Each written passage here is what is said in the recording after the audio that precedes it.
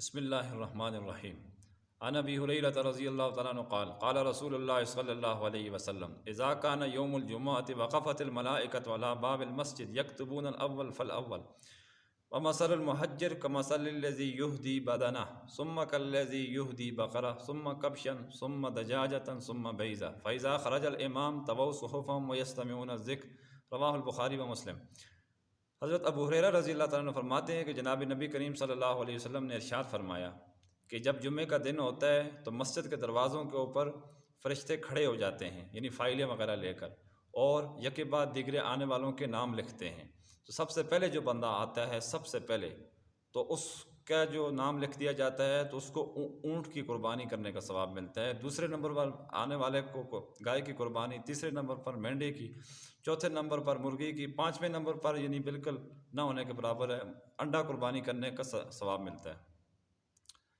اس حدیث مبارکہ کے اندر جمعہ کے دن دوپہر میں سب سے پہلے آنے والے اور لیٹ آنے والے لوگوں کو نبی کریم صلی اللہ علیہ وسلم نے مختلف قسم کی قربانیوں کی مثالیں دے کر سمجھانا چاہا ہے۔ مراد یہ ہے کہ جو سب سے پہلے آئے گا اس کو زیادہ ثواب ہوگا، اور جب سب سے بعد میں آئے گا، سب سے آخر پہ، تو اس کو کم ثواب ملے گا۔ اور کچھ ایسے بھی ہیں جو سمجھے غیر حاضر ہوں گے، اس حدیث کے اندر یہ بھی لفظ آیا ہے، ان کی غیر حاضری لگے گی۔ کیا مطلب؟ کہ جب امام نکل آتا ہے تو اس کے بعد خطبہ شروع ہو جاتا ہے تو فرشتے اپنے فائلوں کو، دفتروں کو لپیٹ دیتے ہیں، تو اس کا مطلب ہے غیر حاضری لگے گی اس بندے کی۔ تو لہٰذا جب لپیٹ دیتے ہیں اس کا نام درج نہیں ہوگا، نہ ثواب ملے گا نہ درج ہوگا۔ ہاں، نماز اس سے ادا ہو جائے گی، تو لہٰذا یہ جمعے کے دن جلدی آنا چاہیے۔ تو جب امام نکل آتا ہے، خطبہ شروع ہو جاتا ہے، تو فرشتے بھی اپنے صحیفے لپیٹ دیتے ہیں اور لوگوں کے ساتھ خطبہ سننے میں توجہ کے ساتھ شریک ہو جاتے ہیں۔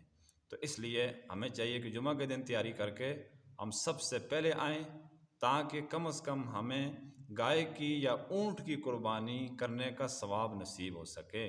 اللہ تبارک و تعالی ہمیں ان حدیث مبارکہ کے تناظر میں اپنی اصلاح کی توفیق عطا فرمائے۔ وآخر دعوانا ان الحمد للہ رب العالمین۔